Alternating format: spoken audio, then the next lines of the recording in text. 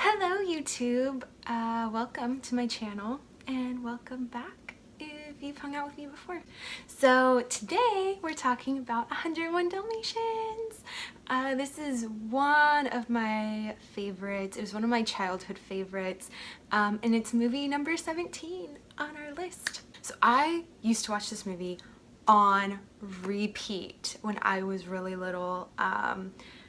I would watch it and then when it was over, ask my mom if she could put it on again. And I loved it. I loved it so much. There was just something about it. And there still is something about it because watching it was just so much fun and it brought back so many memories. This movie was released January 25th, 1961, and that year, 1961, it was the highest grossing movie in the US. That's how good it is. So something I found out while doing a little bit of research on this movie, Lucky, if you haven't seen it in a while, is the little puppy that has to be revived when he's born. He's the 15th puppy that Roger revives. So they name him Lucky. And if you notice, Lucky's spots on his back make a horseshoe, which is a symbol for good luck. And I think that that is so cool and just so very, very clever of the animators to do that. And then speaking of spots, there are hidden Mickeys in this film. Most of the Dalmatians in this movie have a hidden Mickey on them. And also like throughout the whole like opening credits, there's hidden Mickeys kind of all over. So there are some cameos from our furry doggy friends from Lady and the Tramp. They're all in the Twilight Bark scene. The first one is Jock. He comes walking out of a doghouse. The second cameo are the strays. They are all seen in a pet shop window.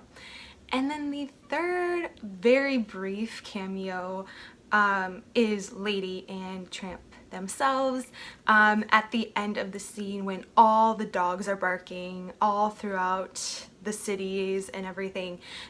They're seen for like a second. Something that I really love about this movie is the music. I have it downloaded on my phone. I listen to it all the time. Even the instrumental stuff is just so wonderful. It puts you in a good mood, so I recommend going and putting that on your phone or iPod. And then something else that I really love about this movie is the animation. I love that, especially the backgrounds, it just looks more like a sketch. I don't know, I love it. I love the look of it. I love the character designs and everything. So right away you meet Pongo, one of our main Dalmatians, and he is amazing and he's funny. And his whole monologue in the beginning is so perfect and so great and just kind of sets the tone for the movie, and it's wonderful. I love that throughout the movie he and Purdy, and I'm assuming the other animals, call their humans, so they call Roger and Anita their pets. And I love that Pongo feels the need to help his pet find a girlfriend, and so he's scouting. I really love Anita and Roger, and I'm so glad that Pongo made it happen, made that meeting happen, and the rest is history. They go get married, and Pongo and Perdita get married at the same time, and they all live in London in this cute little house. Then you meet Cruella, the villain of this movie. She is crazy. The second you even hear her from down the street, you know she's insane. And the dogs know. They know instantly that she's not a good person. And I just can't believe that Anita would even be friends or acquaintances with Cruella. It's just such a strange pairing. And Roger even knows that she's crazy. I will say Cruella is pretty fabulous, but crazy. And I still don't like her. But she does make for a really good song subject. The whole Cruella de Vil song sequence it's so perfect, and it is classic Disney. Then one crazy stormy night, Purdy has her puppies. I forgot that whole scene is just full of anticipation, and it is crazy. You know, you have Pongo and Roger waiting outside of the room, just so nervous. But then the puppies arrive, and there are 15 of them, and like I mentioned before, the 15th one they think doesn't make it, and then Roger has the brilliant idea to try to revive him, and he saves the day, and all 15 puppies live, and it's wonderful. That whole scene, the anticipation is real.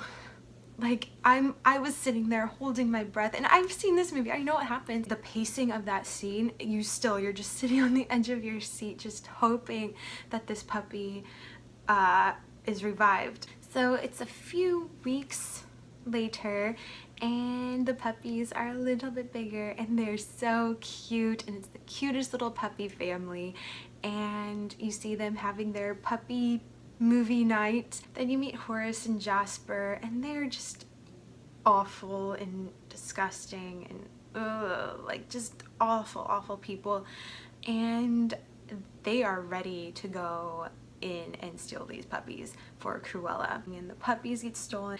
Everybody's so sad when Anita and Roger and Purdy and Pongo make it home.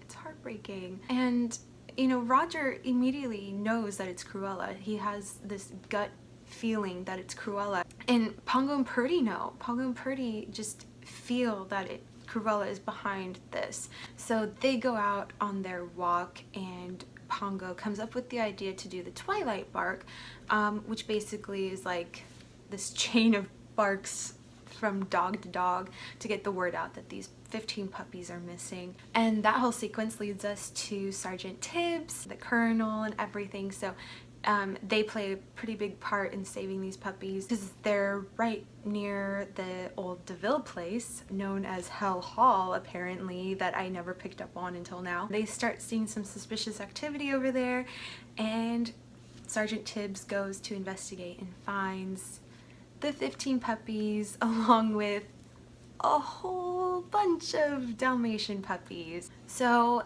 they get the word out, and Pongo and Perdita are like, we're gonna go. The last half of this movie is so anxiety inducing. The way that everything's paced and everything that's happening between Horace and Jasper and Cruella and trying to save these puppies and everything, like, it makes you so nervous watching it because you want them to be okay, and there's so many close calls during all of these rescue attempts and the escapes and everything. You know, even though they make it out of the mansion, it's not over. Like, they have to go through so much to escape Cruella and these two evil henchmen. The whole time I'm just like, anxiety is building up, even though, like, I've seen this movie, I know everything's okay in the end, but still it's so well done that every time I watch it, it's just that same feeling,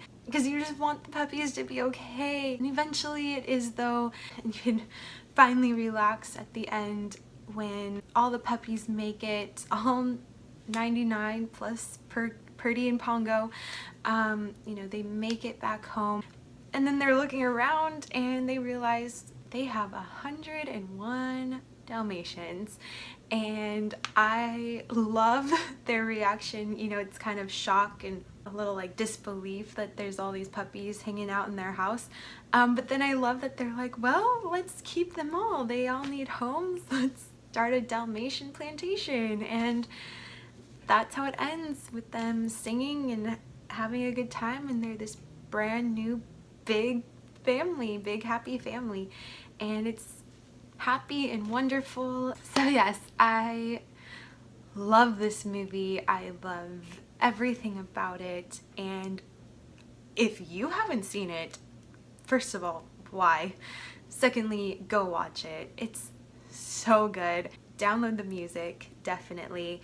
And I'm going to give it 5 mouse ears, of course. And that's 101 Dalmatians. Thank you, thank you, thank you. Like, comment, subscribe, all of that. And I'll see you guys next time. Have a beautiful, magical, wonderful day.